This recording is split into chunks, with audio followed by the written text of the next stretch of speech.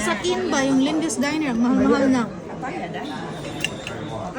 Sila parehas, ano ba? Hindi, iba kanya yun. Ay, ano ba? Avocado. Sa akin eh. Ano sa kanya? Avocado. Tabasco and red hot. Oh, thank you very much. You're welcome. You ladies need anything else? Thank you. Oh, yan. Good.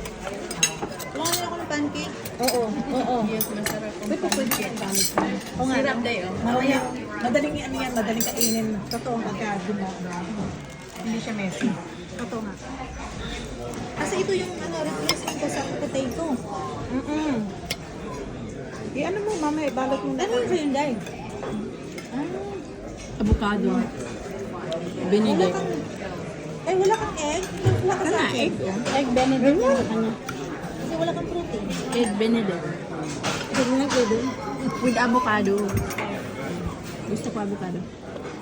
Oh my God. Uy, sarap.